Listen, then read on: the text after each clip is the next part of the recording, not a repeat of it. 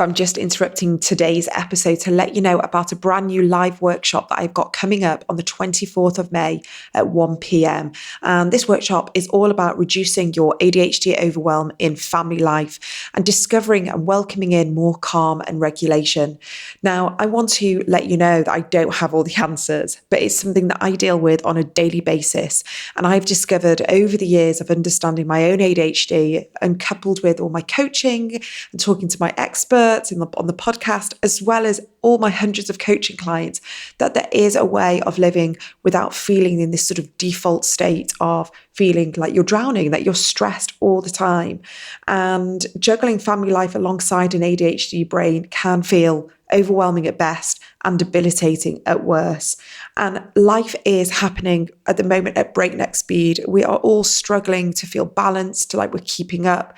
And so I wanted to share with you 6 steps that I know have worked for me and 6 steps that I often talk about to many of my private coaching clients. So I wanted to share this in a group live workshop.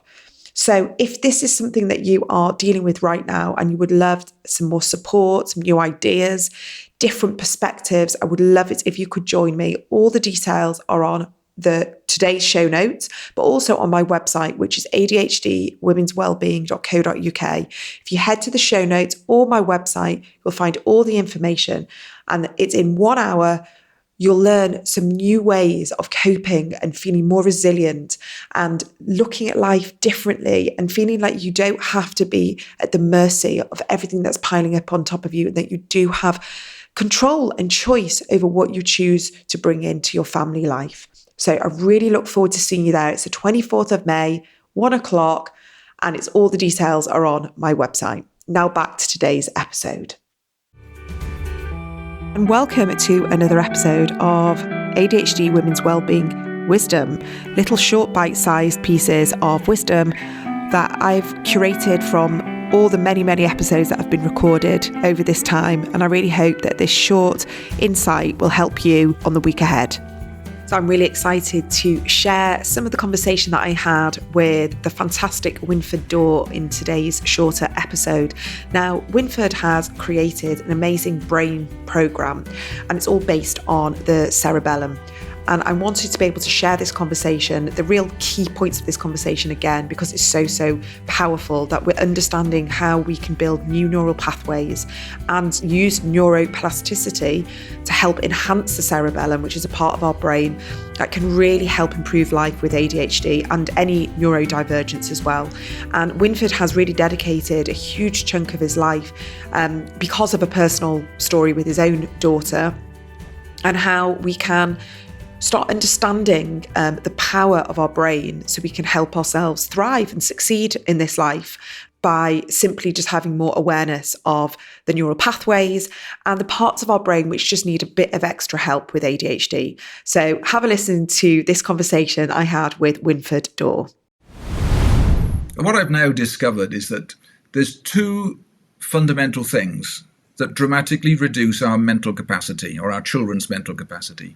One of them is the cerebellum, and that affects the way our skills are developed. If we are very good at some things, natural at some things, it's because the cerebellum has done its job fully, and we've got very precise, very automatic skills, and we don't have to think about them. We can perform those skills effortlessly. But if there's some parts of our life that are struggling a bit and we don't find those things as automatic and as effortless as they should be, because we're having to think about them, it's because the cerebellum hasn't done its job. Well, one of the problems about the cerebellum is that it's only been understood really this last 10 years or so. Well, Fortunately, the mentor that took me under his wing, Professor Rod Nicholson, he started teaching me about the cerebellum and the importance of it. And I really would love you to have Rod Nicholson on as a guest if ever you got a chance. He's the most amazing guy. He's the most humble guy.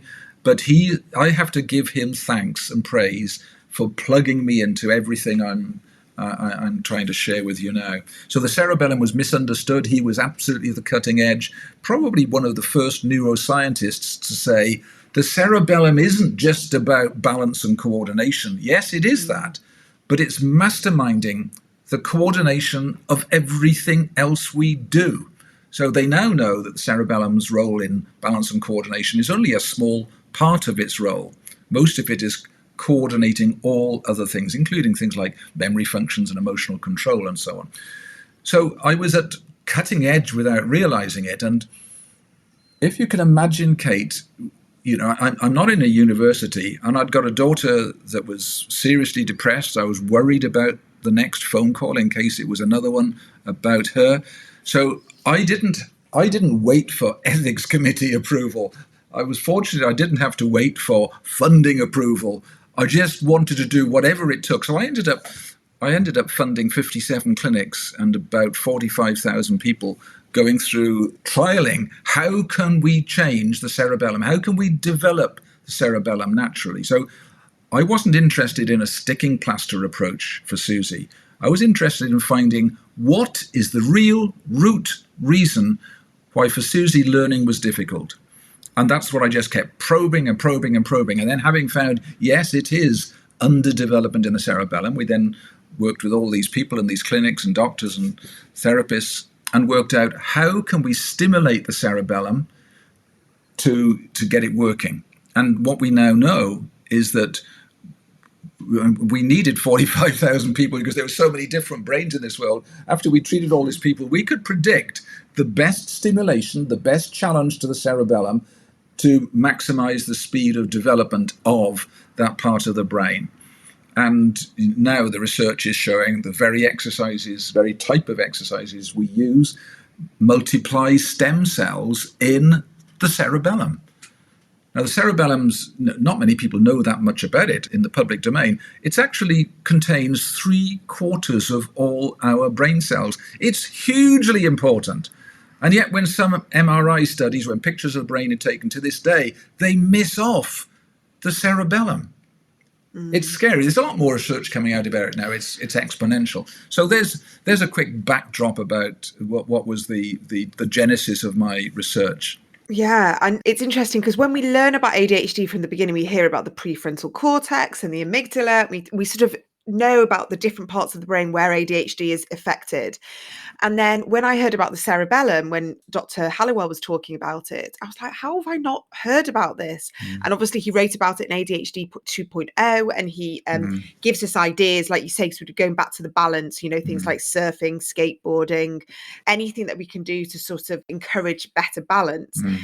And I was like, why is this not being taught? Like, why are we not hearing about this? Why are we not understanding it? So why do you think it's so untapped? And I guess why is it so, talk about ADHD, why does it have such a strong link to helping improve our ADHD traits and symptoms?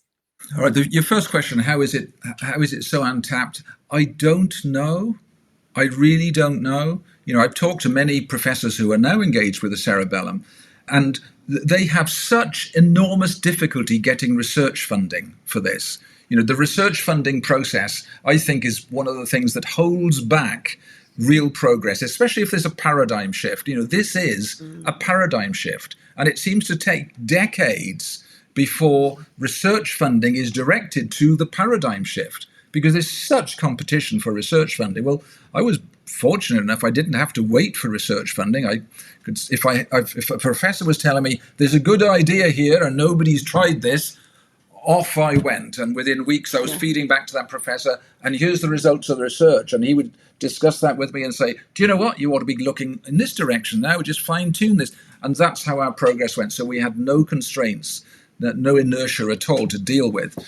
And why is it not reaching people? Well, let me try and explain what's happening neurologically that leads to ADHD. The prefrontal cortex is very involved, but that's kind of down the line.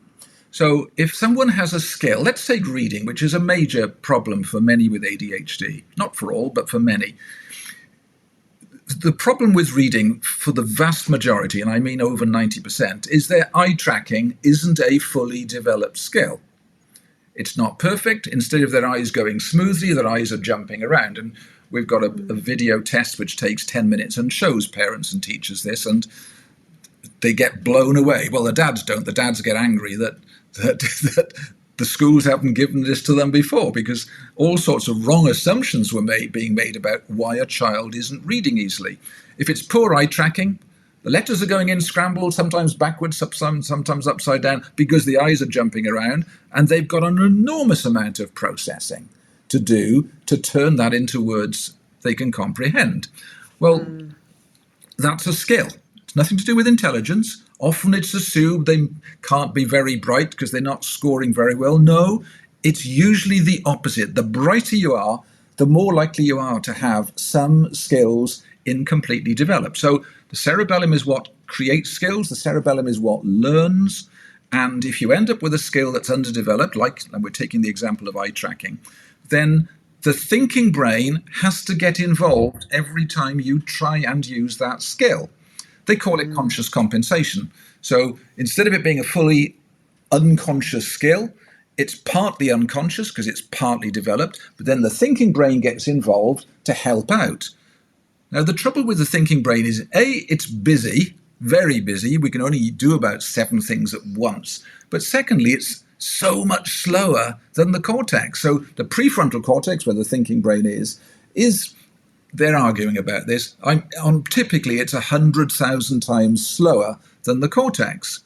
So let's jump to riding a bike. If you try and ride a bike and you haven't got those skills hardwired by the cerebellum, you fall off because it's your thinking brain telling you how to balance, trying to tell you how far to lean over and don't forget to turn the pedals, and this is how you use the brakes and so on. When you're thinking about it, you fall off because the processing is too slow. It's only when the cerebellum has taken those thoughts, created a program that it performs in the cortex where it's 100,000 times faster, can you actually ride?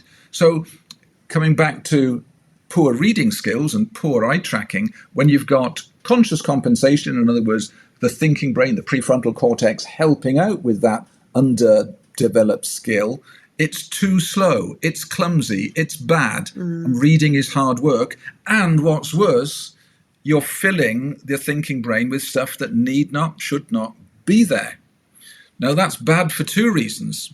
First of all, when you're reading, you're unscrambling all of those words that are jumping about, and letters that are jumping about because your eyes are moving. You're unscrambling that in your thinking brain. And you're trying to remember the words you've just read in your thinking brain. So you get to the end of the sentence, it's been far too busy, and you can't remember what you read. So you read it again and again and again. It's incredibly hard work.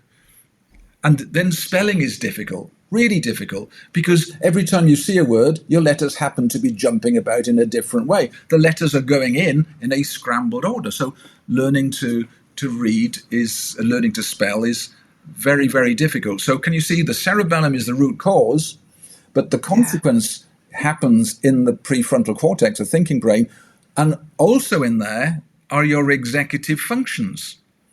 So your thinking brain is overloaded. Your executive functions are out the window. They're well down the list of priorities. And what are they? Attention, impulsivity, short-term memory functions, control of emotions, and so on. And what are the symptoms we see with ADHD? Well, I've just listed them. So prefrontal cortex absolutely involved, but the reason that's overloaded is the cerebellum hasn't been fine-tuning those skills we need all the time. So we should be focusing on developing the cerebellum and really nurturing it and helping it. I mean, when you were just talking then and talking about the reading and, listen, like I said before, I've got 4 kids and a few of my daughters really, struggle with the reading and the retaining information. And as they're getting older in school, it's having an impact on their self-esteem and their self-belief and how they view themselves. And I know for a fact that all of them are intelligent children. I know that. But academia equals, if you're not doing well or you're not remembering, you're not able to start an essay or you're not be able to remember information in an exam, that tells, any kid that they're dumb, they're stupid, and they're not working well enough, they're not trying hard enough. All these terrible beliefs that are sort of, impregnating in them.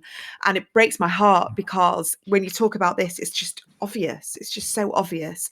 And I have one daughter that just tells me that she just can't read. She can't read. She can read, but reading a book and retaining the information, she says she has to read the same, paragraph 5 times. And she's just exhausted. And can you imagine that impact on you when you're reading and you still can't remember the information. And it just upsets me so much because I understand that. I am so grateful to understand the way I learn. And the way I learn is always through audio, which is why Yeah. I've got this podcast. And this is why so many people listen to the podcast, is because they learn much better through audio. And I just wish that there was, those options for kids in schools, give them that option as well. We really should have learned to focus on the upsides that ADHD have and those with dyslexia have. And secondly, we should be focusing on, let's solve the root cause. I believe education has an obligation to look for potential in every child, not assume it's going to come out. Look for it. Do whatever it takes to nurture it. And that's what, that's why I bought a school, because I wanted to prove that education can be far, far better. So I hope you enjoyed listening to this shorter episode of the ADHD Women's Wellbeing podcast. I've called it the ADHD Women's Wellbeing Wisdom because I believe there's so much wisdom in the guests that I have on and their insights. So sometimes we just need that little bit of a reminder, and I hope that has helped you today, and look forward to seeing you back on the brand new episode on Thursday. Have a good rest of your week.